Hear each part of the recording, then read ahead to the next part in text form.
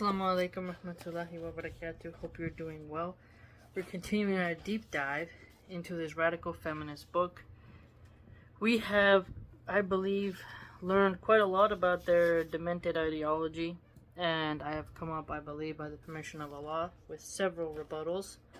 And we've begun to see the sophistry of their rhetoric and what their goals are, and that has proved beneficial so that we can combat their ideas. Now, let's continue upon that journey. Bismillah ar-Rahman ar-Rahim.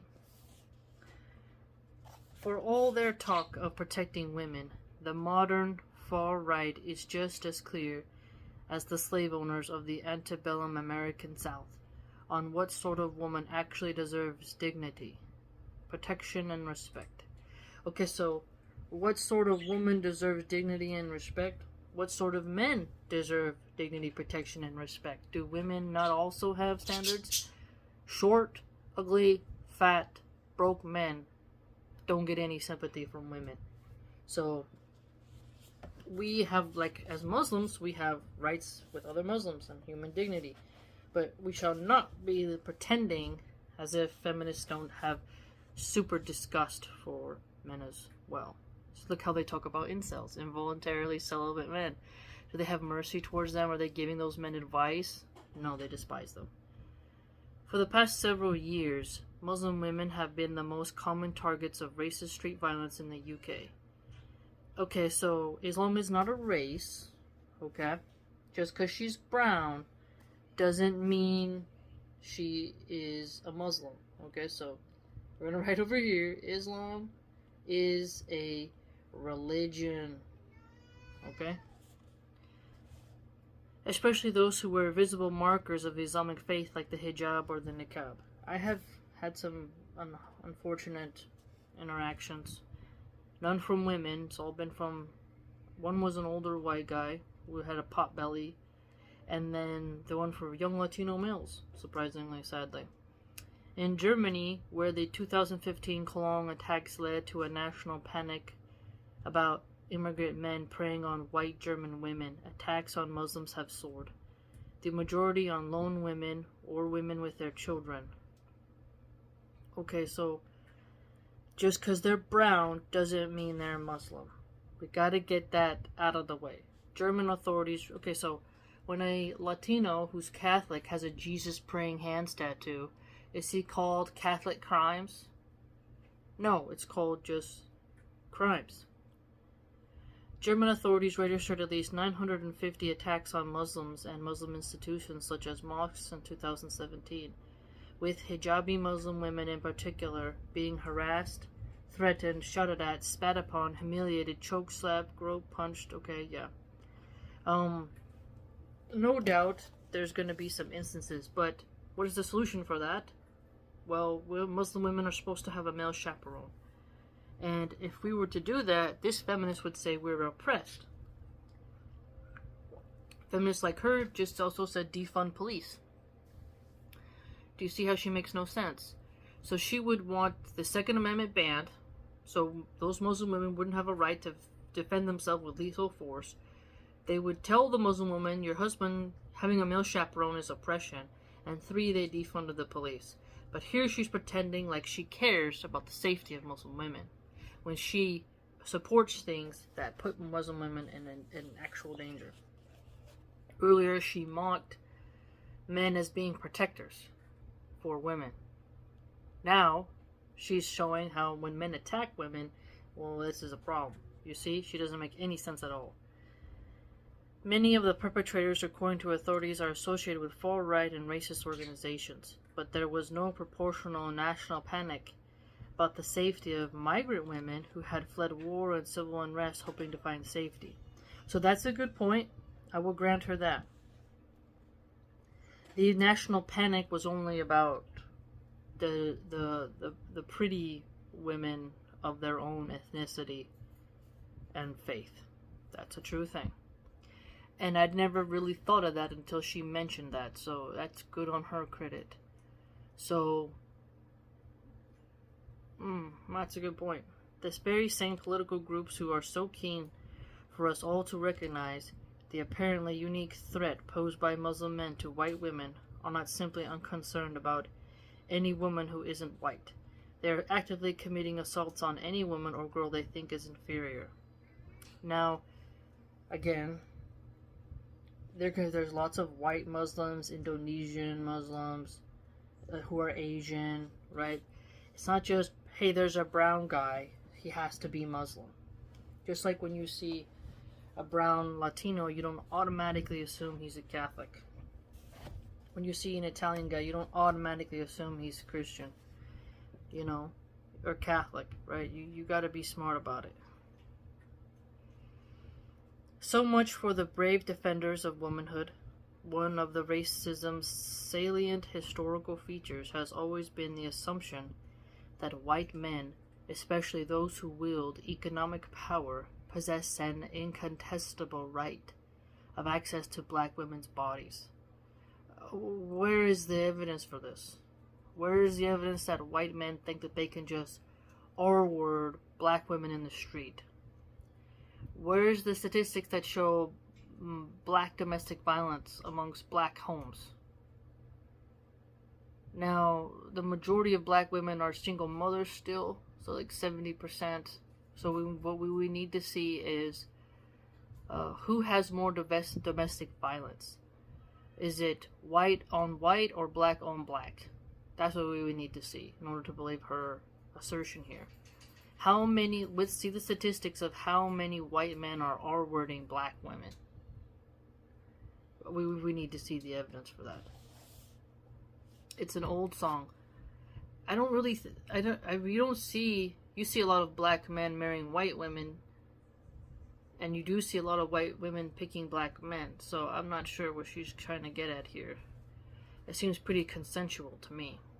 It's an old song, and most of the men who have mouthed it down the centuries have felt like heroes on their own terms, and all of them have lived in fear of being confronted with their own hypocrisy. So what we can do then is just say, hey, Paul Joseph Watson types, do you only care about the harm when it's a brown man to a white woman? Do you care when it's a white man to a black woman? We should actually really press them on that, but they do have a sort of race thing to them. So, they do have that sort of hypocrisy. And in Christianity, it doesn't say disregard the immigrant, disregard the brown, non-white folk, right? It doesn't say that. So if they were actually being Christian, they would care about all women and the sin and the bad behavior of all men, not just non-white men. Angela Davis wrote about this dynamic in her seminal essay, The Myth of the Outsider R-Worder. I have to say R-Worder because, it's YouTube. Explaining that in the United States and other capitalist nations, R-word laws, as a rule, were framed originally for the protection of men of the upper classes. Okay, show me how capitalism supports R-wording laws. I'm failing to see how an economic structure is linked with a criminal act of assault. I'm failing to see, when you study economics, I don't really see how it supports R-wording. And upper class men usually R-word hookers and escorts, sadly. And then poor men, they just go around R-wording their own family members and whatnot. So that atrocious action is done by men of all classes. Unfortunately, may Allah protect us. While white men were rarely brought to justice, the R charge has been indiscriminately aimed at black men, the guilty and the innocent alike. Thus, of the 455 men executed between 1930 and 1967 on the basis of R-word convictions, 405 of them were black. The solution to that is for there to be no free mixing, for men to avoid being around unlawful women as Islam dictates, and for women to And there needs to be a punishment of, if you are found out that you lied about our wording, that you will get the same sentence as the man would have got, in order to help stop political stuff. Because let's not pretend that there are women who will not use that to a political advantage. It's very bizarre how someone could have a 20-year-old accusations, no evidence, nothing at all, and this woman comes out of the woodwork during an election season, or during something of that particular person is going through a high time in their life, everything's smooth. She could be totally disgruntled, bitter, and envious, and then feminists will say, believe all women, and it just shows that they really do just hate their own sons. They don't ever think that their son or their father or their brother who's innocent could be accused. They don't really seem to care about that. The best way to avoid dangerous men is to not do escorting, not to go to hotel parties, not to go to bars, not to go to clubs. You avoid men at all costs, and you're never alone with them, and you're only with your husband.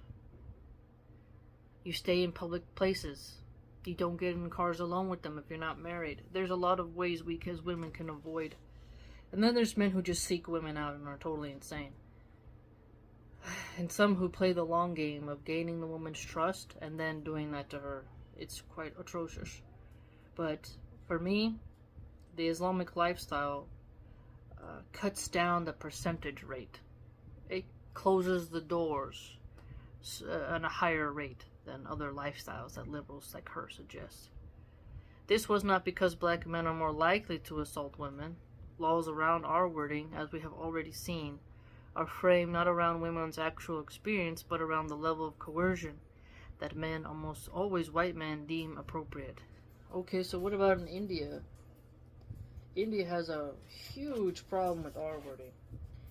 I mean, it's insane. It's so bad that I'd never want to go there.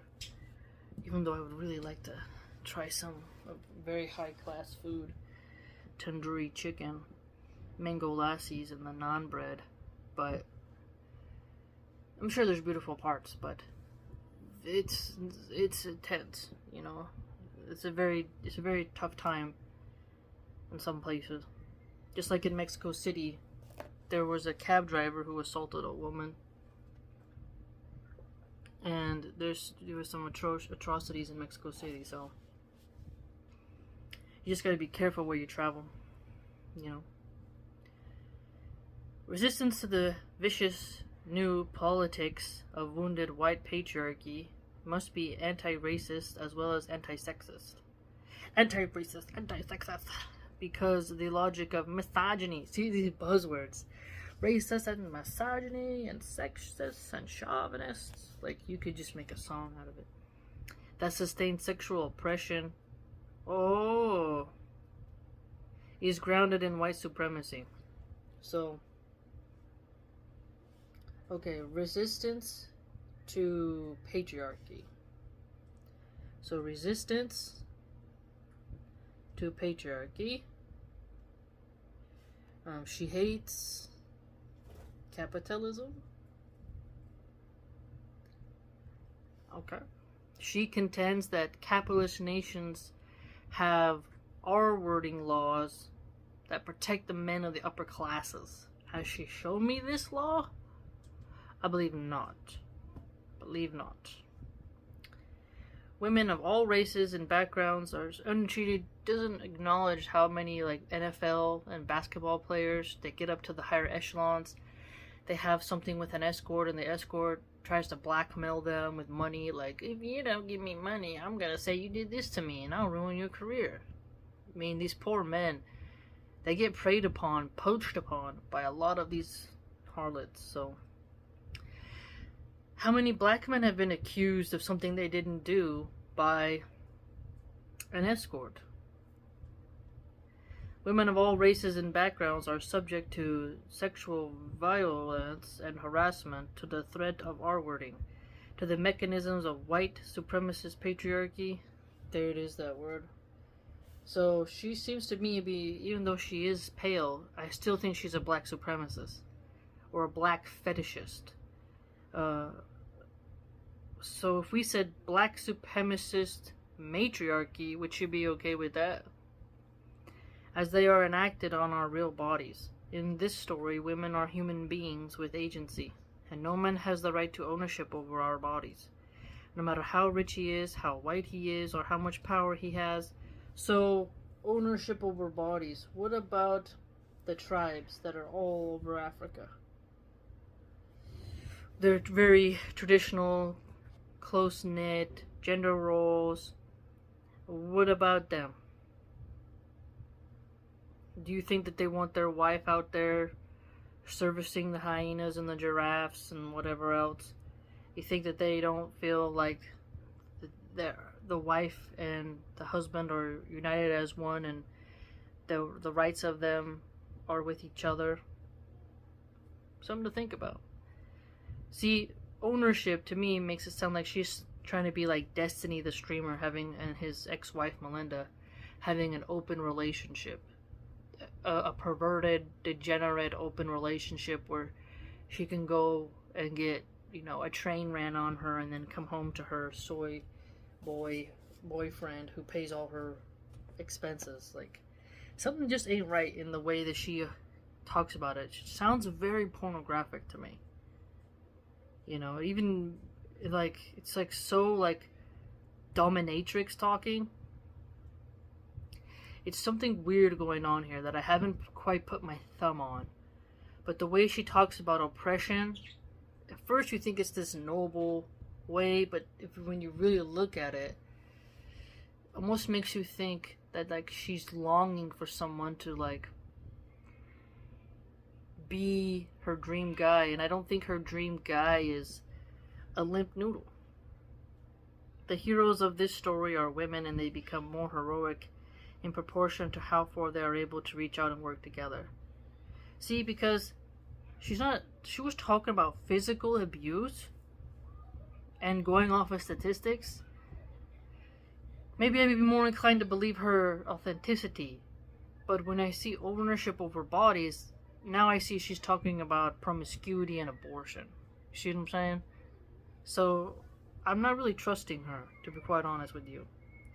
The far right is hardly alone in prioritizing the safety and dignity of white female bodies. 1 minute she just said that the far right only cared about white women's bodies when migrants were doing stuff to them. Now she's saying they don't prioritize it. So she just contradicted herself in 2 pages. Of course, there's a difference between the sort of racism that sinks consciously to hurt and destroy and the well-intentioned racism of omission that arises from learned ignorance. See, you just can't win. Everything is racist with these people.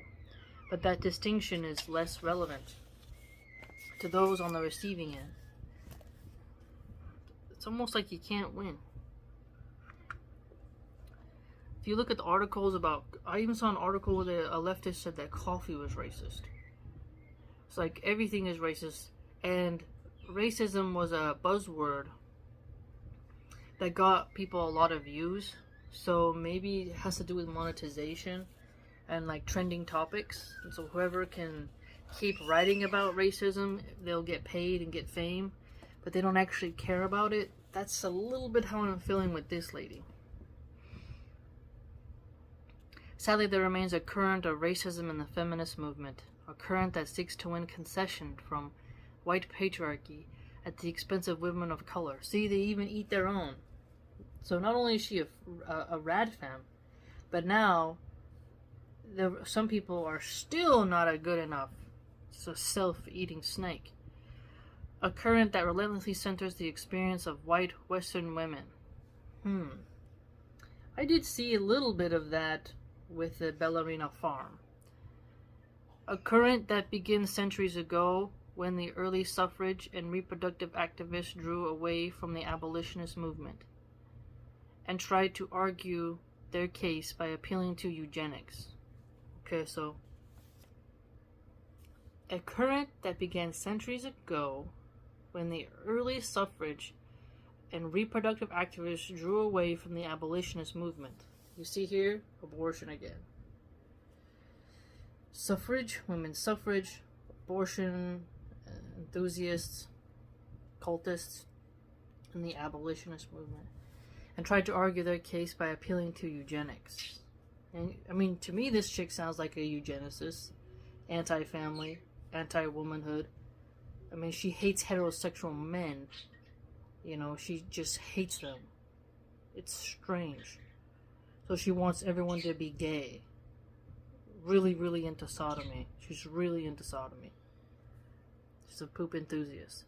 And continues today as countless movements like Generation Identity co-opt women's liberation to burnish their own bigotry. Generation Identity, I've never heard of them. I have to see who these weirdos are. As Rennie Edo Lodge writes in Why I Am No Longer Talking to White People About Race, in the analysis of who fell through the cracks in competing struggles for rights for women and rights for black people, it's always seemed to be black women who took the hit. You know what's weird? When white leftist women really crusade for black women, but you don't see black women crusading for white women. It's very strange how a lot of white feminists, they go up as like the white savior complex for blacks. Methinks me doth protest too much. It just doesn't seem... It seems strange. It's like, you can care about racism, but why are you making it your hobby? I don't know. It's just something that seems really fake about it. You know, you could get tired of just bringing a race up all the time. You can just do good and be good. Why do you have to virtue signal like you're the most anti-racist person? You know the saying, like, a person who says they're king, it just doesn't hit right, does it? So like, I am the king. It's like, we know you're the king. If you have to say it, there's something wrong in your authority. So if someone has to say, I'm anti-racist all the time, you have to start to wonder that they're racist. And I do think she's racist towards her own religion. I mean, not her own religion, her own race. You can't, if a black person hated their own skin shade, you'd be like, what's wrong with you? Allah subhanahu wa ta'ala made you that way. So the same goes when it comes to a self-hating liberal white. The white feminist distaste for intersectionality quickly evolved into a hatred of the idea of white privilege. Okay, I don't like this term white privilege because I don't have white privilege. This one infuriates me because so many whites live in poverty.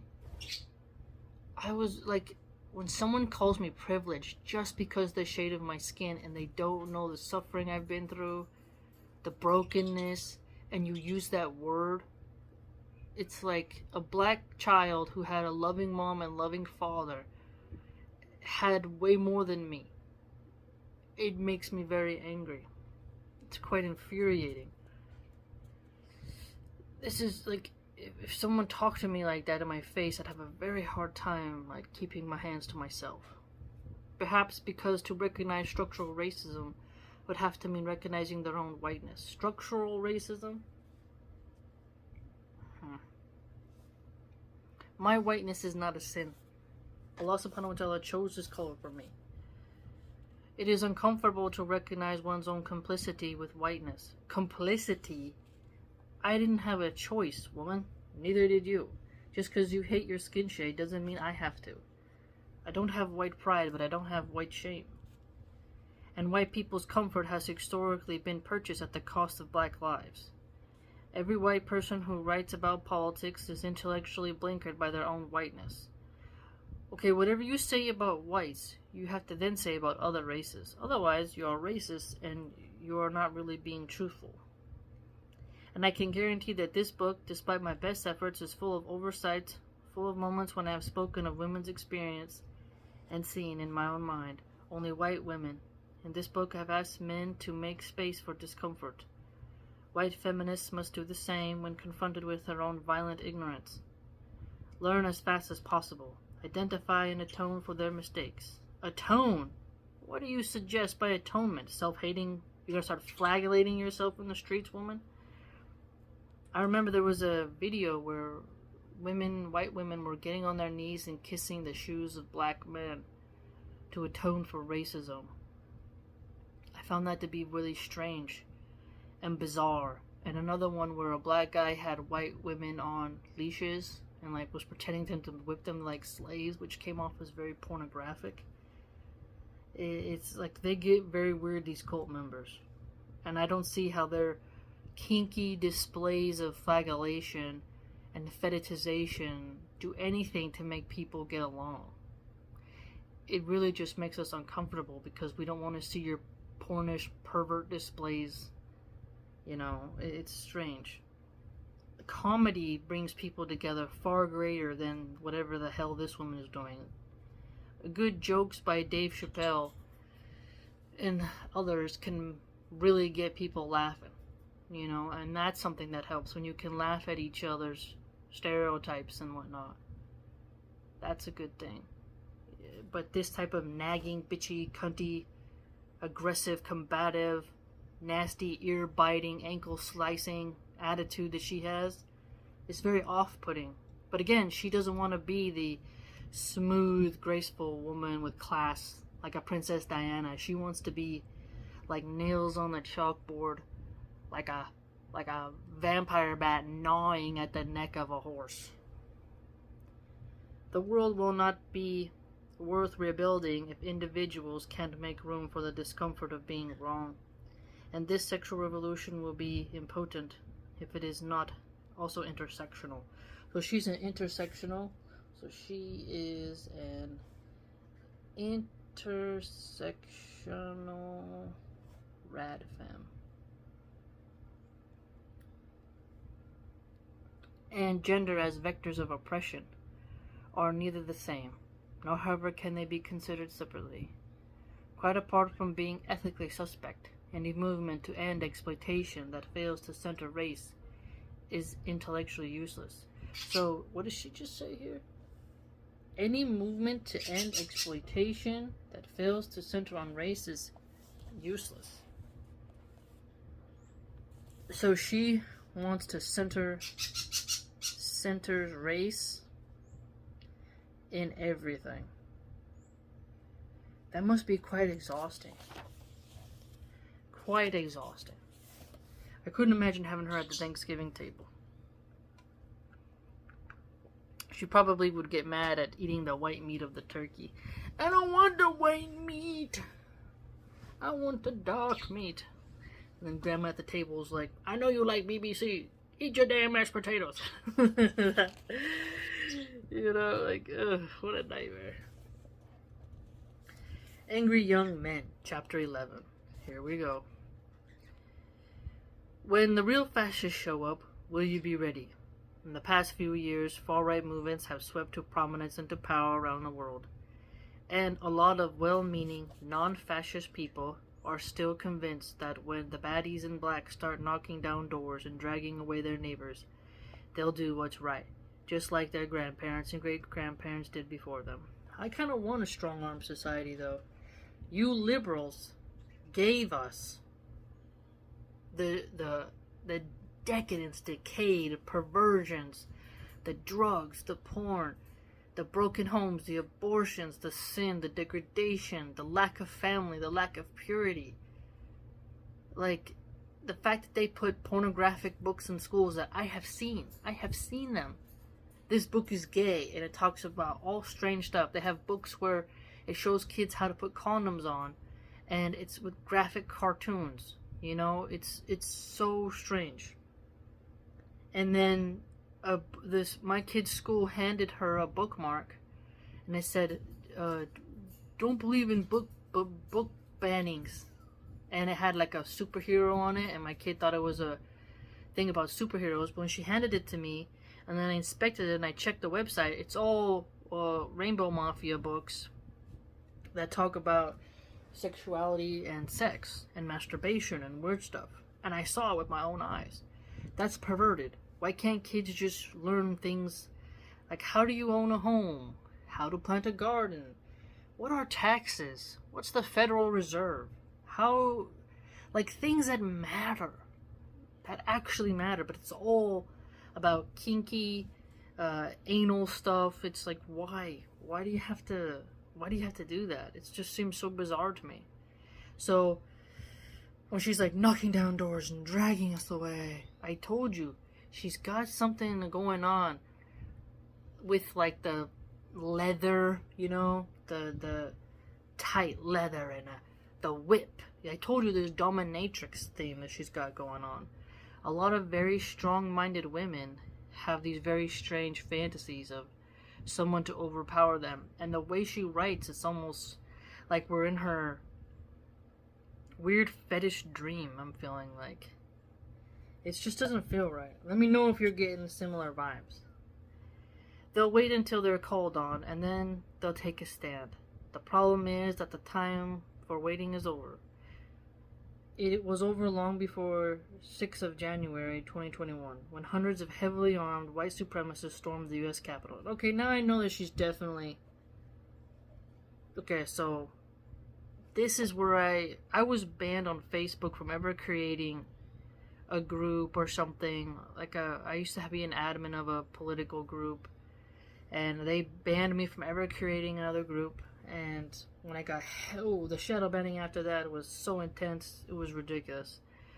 I mean, like I get like 5 impressions when it used to be way more than that. But I just made memes about it. It was just like a bunch of morons who were instigated to go to the Capitol. But this chick wouldn't say anything about the BLM riots and the Antifa riots, which actually did more property damage to the average citizens. And I pointed out that the politicians only cared about their places being ruined temporarily, because it was over the same day. And the only person who passed away was Ashley Babbitt was her name, and she was just standing there, and a police officer, put a bullet in her, and then liberals made fun of that and said she deserved it. And so, and then Alexandria Ocasio-Cortez got caught lying about where she was, what happened to her. You know, she's just someone who is so disgusting and such a liar, such a sellout, a terrible human being. But I don't believe that it was unnecessary, and it was havoc, and I saw all the footage that they tried to delete. I mean, the censorship around it showed you that something isn't right here, you know. But history will talk about it, and I hope in multiple ways. But Google, Instagram, all of them worked overtime to hide footage and to stop conversations about it. It's smarter, though, like, for people just not to do that kind of stuff when it comes to... But then I remember Vosh, the streamer, when in Guatemala, the protesters went into the Senate chambers and made a huge mess. Vosh was cheering them on as revolutionary heroes, as comrades. So you'll see leftists will cheer that behavior in other countries, but when it happens here, they say that it's really bad. It's very hypocritical, so they're not consistent. So, you know, it's just very strange. And also, where was that? Sri Lanka? I think it was Sri Lanka, where there was a huge occupation of the presidential palace, or their leader, like tons of people went in to a government building. Okay. And leftists were cheering that. You know? So you have to wonder, is it really about taking on your government, or is it just because they're right-wingers? And if it was liberals, will they be calling it an insurrection? That's when you know if it's genuine or not. Because if it's just party politics, like, oh, the other side did it, therefore it's bad, then I'm like, but then you're not really about, you know, intense forms of protest. You know, just like when the Boston Tea episode happened in American history. Like, if you look at the riots of France, France is always rioting. Riot, riot, riot. Well, France is on fire. Again? The way those people behave, there's like they always got matches. And so, Americans having a little bit of a riot seems to be just part of the norm. But BLM did their Summer of Love. Massive amounts of protests. And then I remember when I started archiving that information on Facebook, they said, your video was removed. This post was removed. Removed. And then you're like, why do they want to erase history? You know, so remember that when you hear her talk about it. It's okay not to like that riot, but don't pretend it was some sort of like hardcore coup that like people got murked. It just wasn't. It like a guy with Viking horns and a painted face took a podium and took a picture. I mean, the MAGA shaman, they called him, that was pretty funny. And I made a joke saying, I hope someone poops on Nancy Pelosi's desk. That's funny. But the politicians, like I said, they only care because it was their area. But if it would have happened in community neighborhoods, they wouldn't have cared. I remember, what was that place called? Oh, it was a car dealership. And it was immigrant owned. And BLM rioters went and started jumping on top of the cars and smashing them up. And they said, they have insurance, so it doesn't matter. You know, they're bourgeoisie swine. And they started saying all this strange stuff. And then when people started wanting to be armed to stop looters, the BLM activists said that they were racist because they wanted to protect property more than lives. So politicians told police to stand down when businesses were being looted, when BLM marched through neighborhoods with sirens, drums, those large fog lights shining it into people's homes, chucking rocks in people's houses. That was fine. They didn't call in the military to quell that. That was a free form of protest. And then this viral CNN footage says, mostly peaceful protest, and in the back there's a fire. I remember watching the live streams before they got removed. They burned an entire apartment building down. Arsonists, like real arsonists. It was amazing how much raw footage was removed by social media in order to create a narrative. And then people complain about, oh, Sharia law has censorship. China has censorship. So does America. You know, we don't really have freedom of speech anymore. And journalists are not free to create anything. And so, when someone like her is saying heavily armed white men, but didn't talk about the heavily armed masses of other races and groups and ideologies coming together and rioting and looting, that shows you that she's not really honest. And if I was black, which I'm not, but if I was, I'd be very suspect of this woman, because she's going out of her way to demonize whites. And you can't trust somebody who hates their own people. It just ain't right. It's like that hunchback in the 300 Spartans. Just somebody who really hates their own group or has a grudge or bone to pick. They're not thinking logically. They're not thinking rationally. They got some type of trauma there that you gotta watch out for. None of us have to wonder anymore about how we'd react when the new Nazis march down the street, because it's already happening. All those are fake groups. Patriot Front, all those Fed groups, those are just FBI agents trying to honey trap people and put them in prison. Governor Gretchen Whitmer, the FBI was the one who tried to set up people to kidnap her. You know, you shouldn't be part of those groups because they're all just a way to get you into jail. A waste of taxpayer dollars. There's a lot of corruption now. You shouldn't be joining any groups like that. It's all set up. It's all undercover agents. And, you know, if you're not German and you're not a National Socialist, what are you doing? The Americans fought the Nazis. American capitalists and American Republicans don't have anything in common with the occultist, New Agey, mean Mr. Mustache crowd. They just have a different ideology. But I digress. This time around, though, they are not all in jackboots and uniforms. See the jackboots? I told you, it's very kinky. Very jackboots, uniform. A man in uniform. He's strict, he's angry, he's gonna spank you. I'm telling you, there's something there. They're not all members of a dedicated party, and many don't have a clear leader to rally behind. They don't need one. The new far right is distributed, networked, and entrepreneurial. Isn't the left as well? The new far right is gig economy fascism. Oh my god. We got so many forms of fascism. Gig economy fascism. I want to make t-shirts and like sell it to the leftists and be like, right, everything's fascist, you know. This coffee is the fascist, filthy fascist coffee. Filthy fascist. I tell you, they just like saying it because it sounds phonetically. It's like the letter F. Fascist. It's something to it.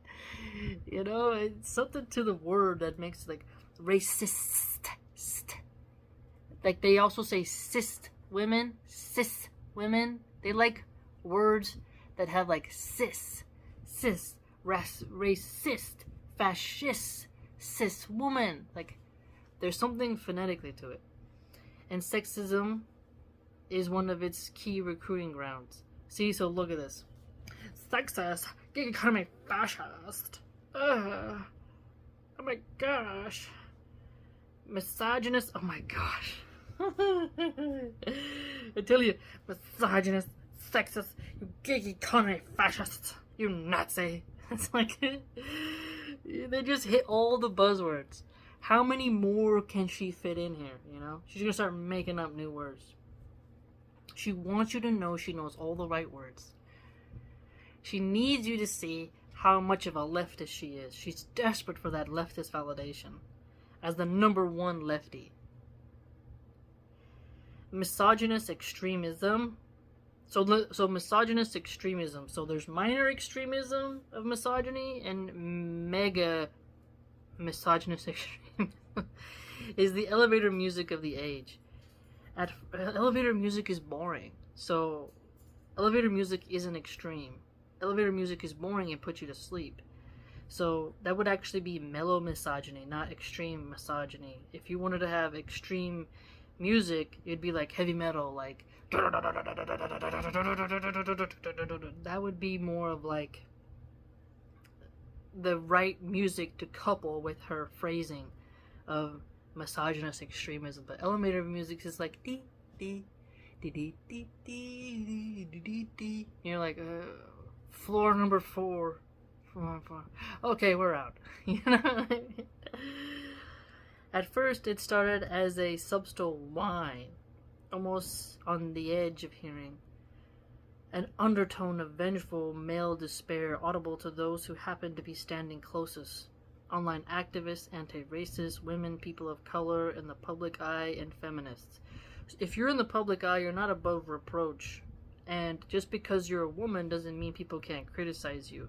And just because you happen to be non-white doesn't mean you're above criticism. And just because like people will criticize Kamala, rightly so, and they'll say you're a misogynist racist because now you're questioning a woman of color. And it's like, are you insane? We can question you regardless of your gender and race. Your actions are liable to be judged by anyone, as they should be. In 2017, in Charlottesville, Virginia, the world watched horror as young men in white polos and khakis marched through the town with flaming tiki torches, chanting, "The Jays will not replace us." That chilling slogan echoes a key theory of the hated, addled online far-right, that an international conspiracy of Jays and bankers are determined to destroy the Aryan race by encouraging, among other tactics, feminism and gender ideology. Well, feminism and gender ideology, as she has pointed out, does want to destroy religion, does hate whites, does hate Christianity, and does hate patriarchy. She's just proven that, because she just said that's her mission. So it's not a conspiracy if you're actually writing about it. I mean, she isn't a J, but this woman here is part of that group that wants that destroyed.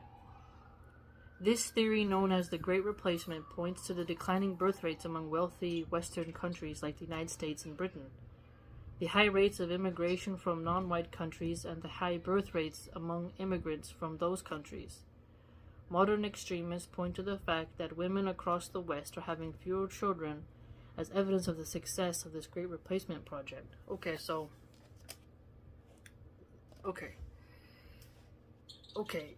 This is an interesting conversation because it's a bit of a burn. If your own domestic women don't want to have children with you, then it can burn, right? And migrant men Okay, let me give you this. Okay, I saw a funny meme. Had a guy from India, and it said like, please, you pretty girl, send bulbs and vagine. You so pretty. How they have no shyness of saying something vulgar to a woman. They're not scared to approach a woman. And then it showed a white guy who was like, oh my gosh, I'm so scared she'll reject me. Like how they're very socially awkward and deathly afraid of women because they don't want to come off as a creep. So it's funny that the white guys are afraid of being seen as a creep because they don't want to be canceled. They don't want to be ostracized or humiliated by women. But like men from India, they're gonna take their chance, you know. They're gonna, and Islam, that'd be haram. But I'm just pointing out that this meme was very true. She will not acknowledge that. She'll never say that Latinos and men of India, they're not shy in saying anything. And black men have a bit more swag, a bit more drip, or riz, all the different terms now, for approaching women. They smoothly go up. How you doing, honey? I like your hair. Like, they'll say things. Like, they're not shy. And white men are often way more quiet. They don't approach as much. In fact, I remember in high school, you know, it would be other races they approached women, but then for the white jocks, the girls would approach them. It was just different, what you would call dating and mating strategies. But if you're nervous about the men coming into your country, that the women are gonna pick them over you, if you don't shoot your shot and go for it, then you're gonna be left behind. And that's why I've told women, if you recall, okay, you can sit around waiting for the man to come to you because men bring things to the table. But you can be the huntress as well if you really want children. If you really want children and you really want a family, you have to, because in Islam, a woman can propose to a man and a man can propose to a woman. Okay, it's not just only men can approach women for marriage. A woman can initiate a marriage request, send her wali and whatnot. And some women say, no, you want to always be the prize. Some people say, no, men should be the prize. So you as a woman and as a man have to decide, I like this girl, I'm going to go for it. Yeah, you're going to have to deal with rejection, but that's part of life. It literally is part of life. And sometimes someone will reject you, and later you'll be like, oh man, I dodged a bullet. I'm so glad she rejected me. You know, I'm sure there's plenty of women as well who are like, oh, I thought he was like this, I rejected him, I found out he's even worse than what I thought. You know, subhanallah. So just be careful, but you can't stop. If white women don't want to have children, then that's okay. Even if you're an atheist, what is that? Natural selection? Bye-bye. If white women want to go to college, abort their babies, drink wine, and have cats, you can't force them. You can't have this loyalty to your skin shade. There's other white women in Russia, Poland, Bulgaria, Norway, Sweden. You know, there's tons of available women. There's going to be new races and new ethnicities that pop up. That's my point. You know, if I would have sat around, I've never been in a relationship with a white man. If I would have sat around waiting for a Cherokee man or an Italian guy to come and swoop me off my feet, I would have never had kids. You know, I have my family, and they're Latinos. And all my siblings are half black except for one sister who's half Cuban. You like who you like, and Allah subhanahu wa ta'ala made us all different tribes. You know, all different nations. If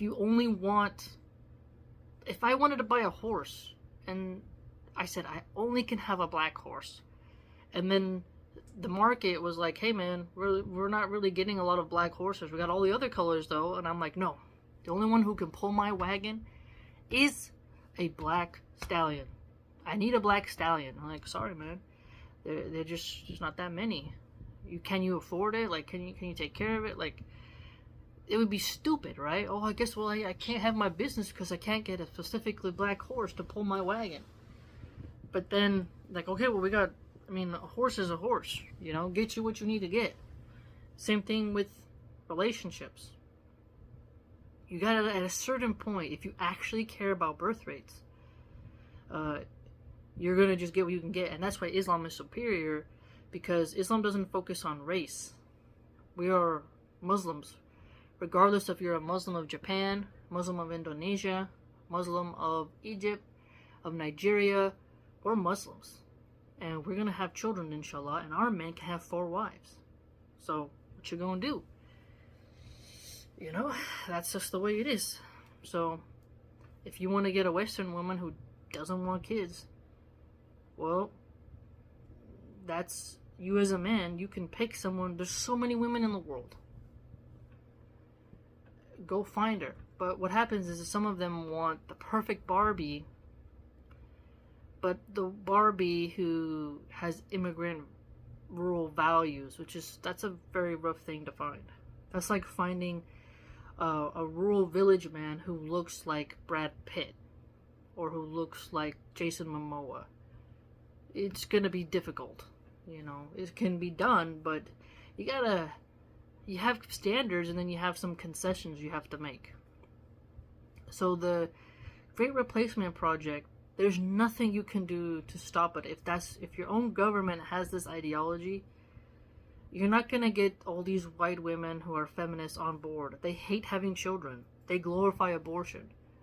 We are in an age where it's hookup culture and abortion culture. We're not in an age of family, purity, and righteousness. But the immigrants who are coming in, they're not corrupted by Western values. So they'll actually want to have kids. And that's why they are having kids.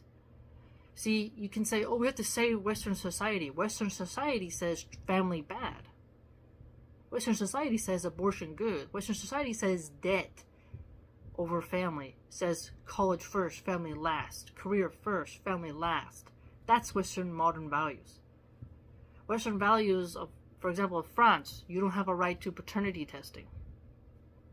Men don't have rights to know if their kids are even theirs, which enables cucking.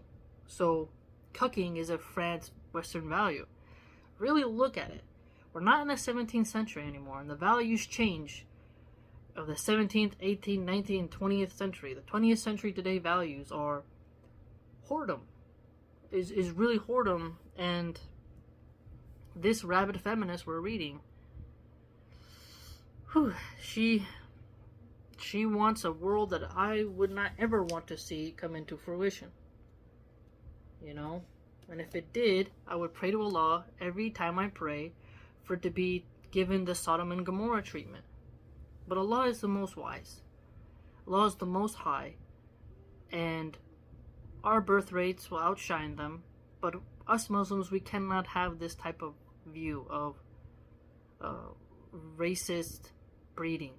Now, there's nothing wrong. Like, you can like your own race. I'm not saying you have to race mix. I'm a product of race mixing and have done race mixing. So I don't really have a real care about bloodline purity. That's not a concept that ever related to me whatsoever and holds absolutely no value. My eyes can perceive attractiveness in a number of ways. There's lots of fish in the sea, lots of birds of many feathers with different colors. Even dogs come in different colors. How cooler would lions be if they actually came in different colors? I don't think all the earth has to be white. I think it's nice to see different races because you get some beautiful combinations. It's freaking amazing. Like, you get really unique, like, there's these indigenous black women. Their skin is like a dark brown, it has like a purple undertone. And then you have these very milky white, pale Japanese ladies. And then they put that white geisha paint on their face. And then you have Arab women who have black hair like a raven and these really pretty large eyes. And it's just fascinating. the different ranges of female beauty. And you see the different styles of hair, the different jaws, the different lip shapes. You're like, whoa, different hips, length of their legs, even different feet. It's amazing. And in the end, there isn't a woman who's universally accepted by all men on earth. So it's impossible. You have to ask Allah subhanahu wa ta'ala to get you the woman that you want, but remember the Huri al-Ain, or in paradise for men. And we don't know how Allah subhanahu wa ta'ala is going to change us when we go to the next abode. So skin shade isn't going to matter in paradise. Why should it matter on earth? You can dislike pattern behaviors that are stereotypical of particular groups, but trying to get white women to hate black men or Latinos, it's just not going to work. Because you can literally see handsomeness. Like Jason Momoa is not white. Habib is pale, but he's not like white. You know, if the spectrum of male beauty is quite large. Same with female beauty. That's why it's useless to get super jealous. And for women's ego to think, oh, I'm the most prettiest girl in the world. No, you're not. You're a particular type. If apples come in other shades, berries come in different shades, so do we. If koi fish come in different colors, and the koi fish pond is beautiful because there's different colors. When you see horses, it'd be cool to see like one solid shade. Like how trippy would it be to see all black herd of horses running and they're all really shiny, but it's cool when you see the paint, like they're brown and white, the Appaloosa that has the spots, and you're like, this is pretty cool, this is wild. Even the dairy cows, some breeds are black and white, but the patches are even different. Dalmatian dogs, they're all black and white, but their spots come in different sizes and in different spots. There's some have brown spots. It's just a fascinating realm we live in. A man who's sitting around thinking he can just say, oh, you listen here, white girl, don't you dare think that other race is attractive. It's just, you can't, that's not something that stimulates the loins of a woman. Worry about getting your wife and having kids. Forget about trying to save your race. The red man, the Cherokee tribes, and the Iroquois, all of them, the Apache, they're gone. They're gone, as Allah decreed. How many tribes we don't even know about over thousands of years have evaporated? You can't avoid it. It's just not a thing. You can't you can't grab the wind. You can't stop the way the ocean flows. It's gonna do what it's gonna do. And Allah is the most high and the most wise, and He does as He wills. If He deems that one group of people fade from the earth, then so be it. Surf the waves. Worry about your life. You cannot stop race mixing. Just as impossible. So focus on getting your wife and having children and being happy. Let me know what you think. It's been a tense reading, but insightful nonetheless. If you'd like to support my work, you can go to www.subscribestar.com/MilhanArchive. Hope to see you there. Please like, comment, and subscribe.